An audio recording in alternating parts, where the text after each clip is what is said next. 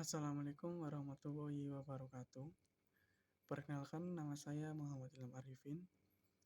Kami dari kelompok 3 akan menjelaskan tentang pengalaman e-commerce dan e-bisnis. Sebelum kita memulai presentasi, alangkah baiknya kita panjatkan puji dan syukur kepada Allah Subhanahu wa Ta'ala atas rahmat dan kesempatan yang diberikan kepada kita untuk bersama-sama memperdalam ilmu pengetahuan. Mari juga sampaikan sholawat dan salam kepada junjungan kita, Nabi Muhammad SAW. Di sini saya akan menjelaskan tentang apa itu e-commerce dan apa itu e-bisnis. Yang pertama, e-commerce. E-commerce adalah suatu proses yang meliputi pembelian dan penjualan, mentransfer atau bertukar produk, jasa atau informasi yang melalui jaringan komputer, termasuk internet. E-commerce dapat diartikan sebagai suatu proses berbisnis dengan memakai teknologi elektronik yang menghubungkan antara perusahaan, konsumen, dan masyarakat dalam bentuk transaksi elektronik dan pertukaran atau penjualan barang, servis, dan informasi secara elektronik. Contohnya seperti Amazon dan Tokopedia. Yang kedua, ada e-bisnis.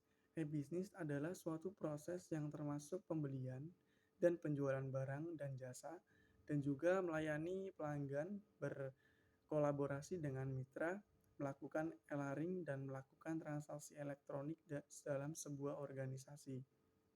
Yang kedua, apa perbedaan e-commerce dan e-bisnis? E-commerce hanya sebatas berbagai proses penjualan dan pembelian produk barang jasa yang memanfaatkan jaringan internet pada situs web. Sedangkan e-bisnis mempunyai jangkau yang lebih luas daripada e-commerce seperti modal, SDM, dan berbagai pemasaran produk barang jasa lainnya. Yang ketiga, apa yang melatar belakangi tren e-commerce pada saat ini? Yang pertama, bertambahnya pengguna internet di Indonesia mencapai 73,7 juta orang pada tahun 2003. Yang kedua, bertambahnya penetrasi smartphone di Indonesia yang mencapai 72,3 juta persen pada tahun 2003. Yang ketiga, ada perubahan gaya hidup masyarakat Indonesia di era digital. Yang keempat, kemudahan bagi konsumen karena bisa berbelanja melalui media sosial seperti Facebook, Instagram.